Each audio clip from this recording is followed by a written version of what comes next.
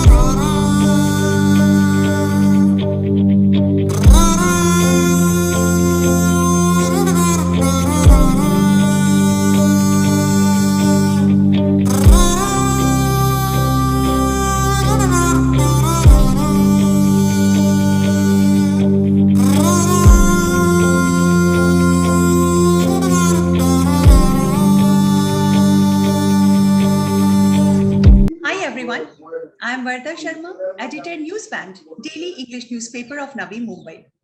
Today we have with us a youngster who is said to be India's first and Mumbai's only one-man band. He plays around 14 instruments at a time. And it gives me immense pleasure to introduce Gladson Peter. Hi, Gladson. Hi, ma'am. Thank you so much for introducing me. Those were really kind words. Really glad to be here. So let us start from the very beginning, Gladson. We would be interested to know when did you start playing instrument, and which instrument, which was the one which you started playing with?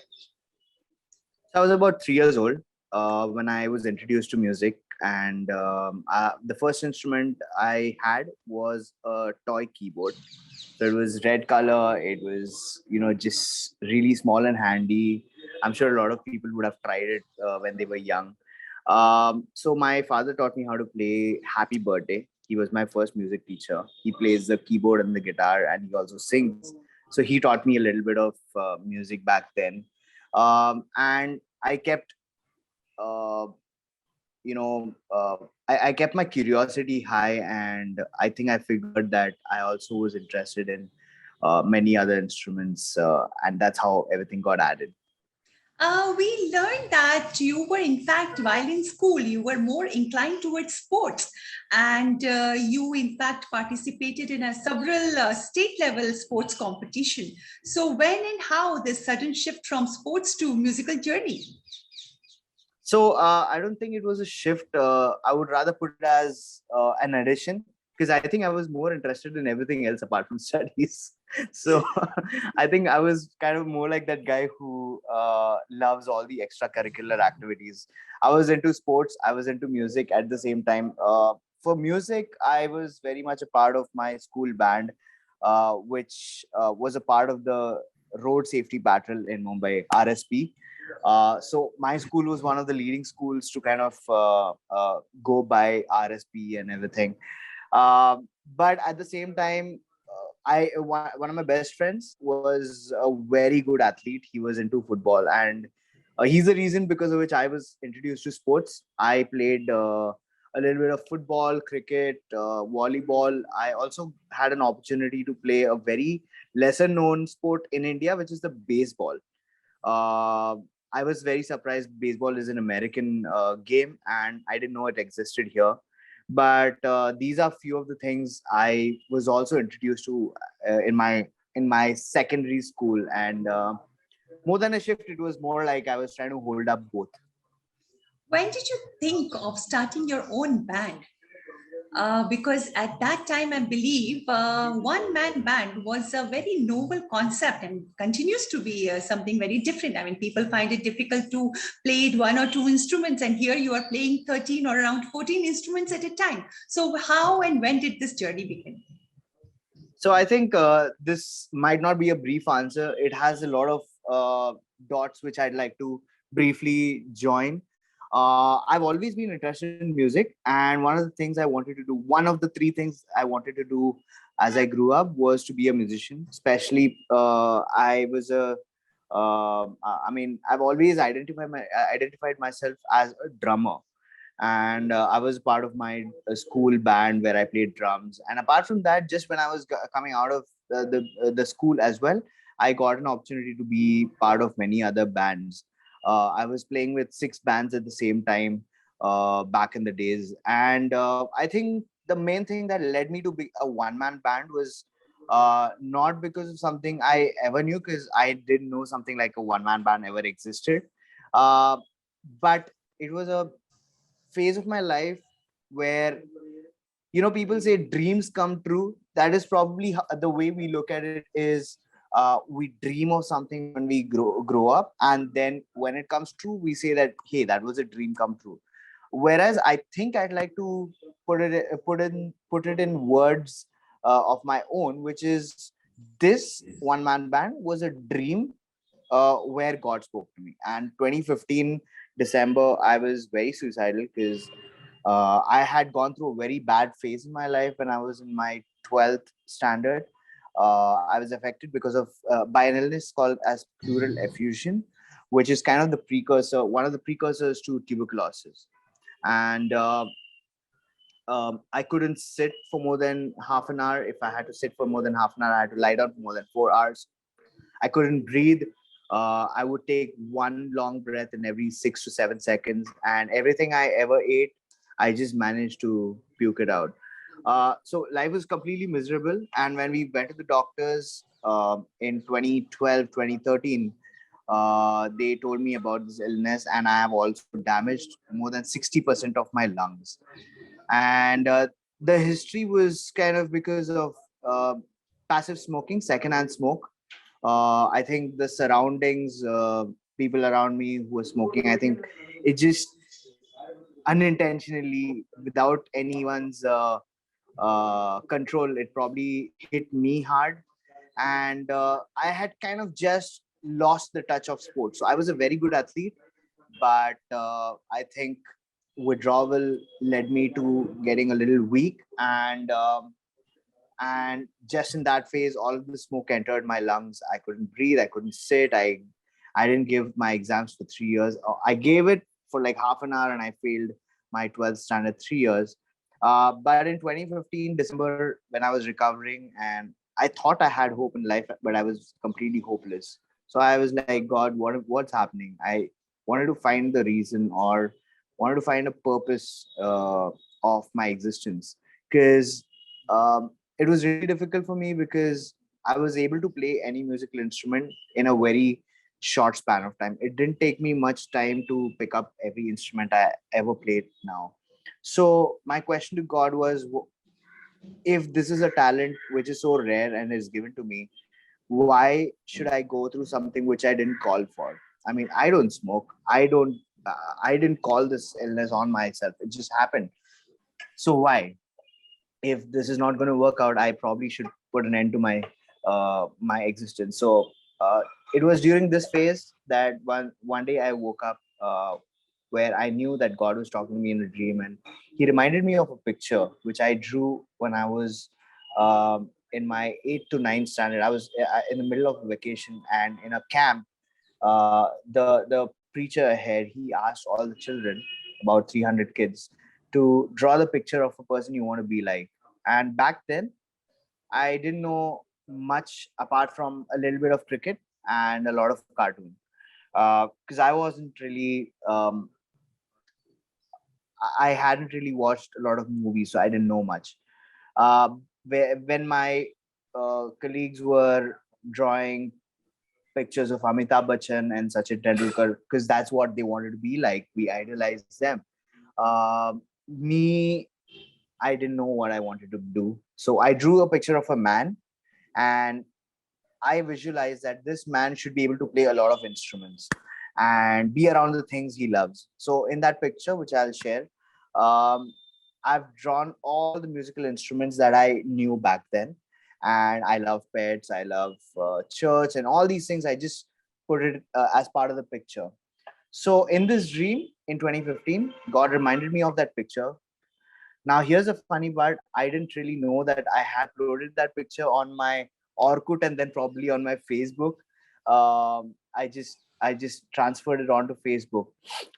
So I kind of had a feeling that there is a picture which exists like this, because I had completely forgotten. But when I went and looked back, yes, there was a picture like that in my Facebook. I saved it, and then I was like, okay, but how can I put all these instruments and uh, uh, play them together?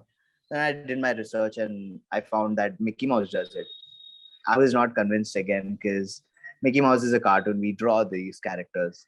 So how can a human do it? But I found out that there are very few people in the world who do it. And I knew that, yeah, this was it. This is probably what I should be getting into. Now, the most difficult part was that I had already lost more than 60% of my lungs. One side was completely damaged, the other one had 40%.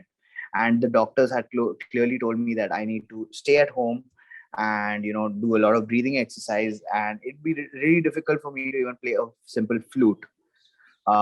So the challenge was, how with such a health condition am I going to be carrying all these instruments and playing them? So but yeah, I think sometimes you just need to trust what God tells you. And in your in your darkest times, you see a shining light. And yeah, you just got to trust it and go. And that's exactly what I did. Everyone keeps telling that I practice a lot and stuff like that, but no, I don't do all that. I just trusted that there is a higher power who has more control of my life than I do. I'm merely human. So that's the story of how I became the one man band. So 2016 February, I think around 22nd of February or something. Yeah, that's when I compiled all the instruments and the one man band was ready. Uh, what challenges did you face? Because first, I can make out that it must be quite heavy. I mean, you are compiling all the instruments together. So, what is the weight? And besides that, what other challenges did you face? So I think the first challenge for me was to relearn a lot of musical instruments, because I was already playing about 35 musical instruments, but I had never played them together. I had tried to play, I think the guitar and the harmonica, and for about a year, I also tried putting a few instruments on my legs and sitting down and playing.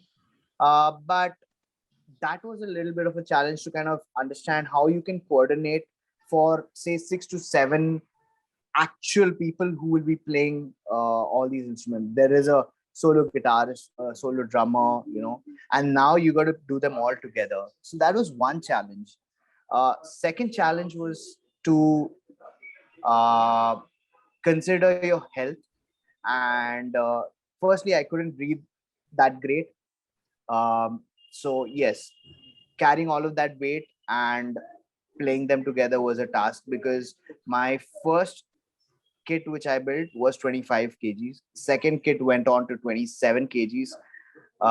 And yeah, I did a lot of research with my brothers and my team and my friends.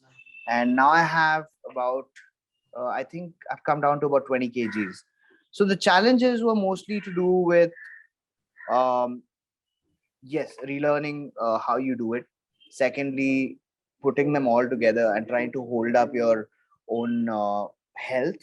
And thirdly, which I'm sure a lot of people who also are artists and are watching this will be able to relate, is we don't have a lot of backing in India as artists. And I have seen that most of my friends who were gigging with me, who were playing music with me in college and probably a little after college, have now uh, told themselves that, okay, this is not going to work out. We need to shift to a job, and their creative side just dies. So I think a lot of people be able to relate that you got to be a fighter if you have to remain in this field. And yeah, I feel very happy that I did it. I mean, for the longest period of time, I have been told that I think I should get a job just to sustain myself, but I still don't have a job, and I'm very, very happy because more than 25 of my days are so busy. I don't have time to think of anything more right now. So I'm very blessed, but this has taken a lot of challenges that I had to overcome in the past years. You have been performing, apart from India, you have also been performing abroad. So, any incident that you would like to share, whether it is comical or whether it is inspiring, that you remember till date? Yeah, I have performed a lot in China. I used to live there for about a year and a couple of months. I worked as a performer, and I also performed in Dubai and a couple of other places. But I think the best memory, I mean, the first memory that comes to my head is a small incident which happened. So I was performing as a park entertainer, and my art form helps people to smile or get by their day. Music helps them to forget their tough times and enjoy a little bit. And my art form does that. So I'm here like the giver, right? And sometimes you got to understand that the giver also needs a little comfort at times. There was this one day where I was really feeling horrible, and I didn't know. I didn't want to work. I didn't want to perform that day. But one morning, there was a little family which walked in, and like a mom, a dad, and a little girl. And although I was trying not to perform so much because I didn't really have the feeling, this little girl, she had a small Polaroid camera. She came and clicked two pictures, and she gave me a picture, and I still have it. And she gave me a tight hug, and she said, "Thank you for playing music." I think that's the best memory I have from outside.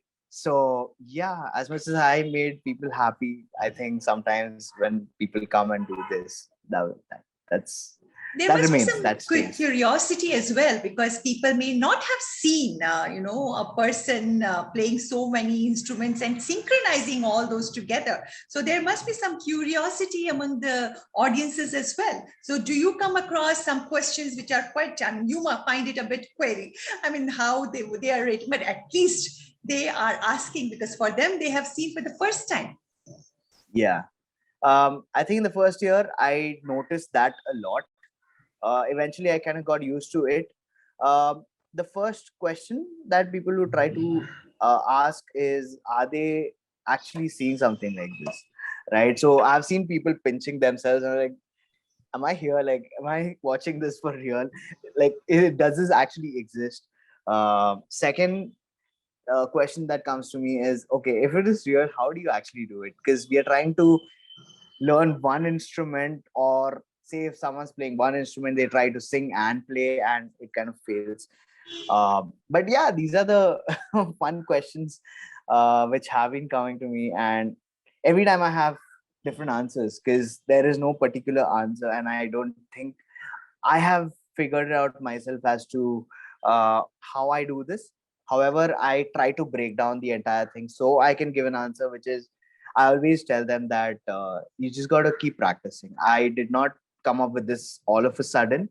I mean, it has taken me years of learning every other instrument, years of singing and understanding how music works. So, by doing it over and over again, unconsciously, or yeah, it is kind of, music has stayed in my body subconsciously, and it's all the result of a lot of hours of spending time doing the same thing over and over again, and in my case a few other things.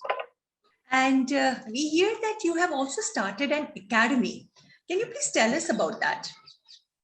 So I've been a music teacher for the longest time also. I think I've found a lot of joy teaching people, especially kids. I've worked as a school teacher in a couple of schools in Mumbai. I've also worked in a few other cities as a music teacher. But once the one man band started picking up, it was really difficult for me to go and ask the principal for leaves. So I decided, I think, yes, my end uh, goal is to eventually keep performing, and that's what gives me the most joy. So yeah, I took a leap of faith and I quit my job, and I told that I'm going to get into full-time performing performances. uh, and just about then, a lot of people started asking me, Gladson, can you teach us? Gladson, can you teach us? And it was really painful for me to say that, I don't know, I just quit teaching because I don't have the time anymore. But then later on, I knew that I had to share my knowledge. I mean, that's one of the things I absolutely love. So I run a music institute which is called Uke Experience. The idea of my school, or the way we function, or coining it, the way we are trying to make it, is that uh, it basically has two words, which is ukulele and experience. So uke and experience. So the ukulele is such a brilliant, simple instrument that when people ask me, can you teach one of these instruments that you play? I say yes, you can start with the ukulele. And we've been teaching this for about 2 years now, and a little more than 2 years. And it's an ukulele exclusive school. So we do encourage other instruments, but we try to focus a lot on this particular instrument. So we do a lot of workshops around the city, and we run one-to-one lessons and stuff like that. So it's really an exciting journey. The best part of it is that when we conduct our workshops, it takes nothing more than 3 hours for us to share the knowledge that we have, and have absolute newbies be able to play the ukulele when they walk out of the room. And this is something very interesting, because if you have to learn a guitar, a keyboard, or drums, it might take you a few weeks at least, minimum. And this is an instrument we have figured the art of um, having them play it in less than 3 hours. So that's something we're working on. And yes, we are a very focused group, yet uh, trying to make our presence in the Indian ukulele community right now. What are your future plans? Uh, One of the things, apart from UK experience of where I'm also sharing music, and eventually I want to make this a bigger school. I think when it comes to the one man band, I want to go back to my roots of why I started doing this. Uh, so when I had the idea of the one man band, I knew that I had to have a purpose in this, right? I don't want to be just an entertainer. So I always say, when you ask me to perform, please allow me to share my journey, share my story, because I think it's important for people to know where you come from and not just what you see. And I went through a difficult phase of my life, and I always share my journey of how I never gave up when I was at my worst. And just because I never gave up and I trusted God, I think God has blessed me with something absolutely phenomenal and rare. So I always tell them, uh, never give up. You might turn out to be something else. So um, when I was building the instruments, one of the things I really intended to make sure my life is able to do is to be able to provide for other people who have been affected by illnesses that they did not call for. Of course, for everyone, but very focused to this, because I did not call for an illness as such in my life, but people helped me. But in Sion Hospital, when I was admitted, I saw so many people who were not able to hold up, and no one's there to help them. Yes, there are a lot of people helping, but one of the intentions I have been working on all these years, it's been difficult as a independent artist to stay true to that side of me, is by providing every time for them. But I think my best future plan would be to go back to it. And now that I'm able to be heard by a lot more people, I wish and pray that a lot many people join hands with me and are able to provide for who isn't able to provide for themselves. So yep. What message would you like to give to the youngsters? I think the best thing I would say is that when you're young, I think it's very important to keep exploring a lot of options. I did explore a lot of things, and not every time do we get that opportunity, but if we do, we must. And once you find your passion, you should never, never, never, ever give up. I really feel that if you're looking for a government job which says that it has all the security, I think nothing really has security. If you give 8 hours over there, you would rather give 12 hours practicing something you absolutely love.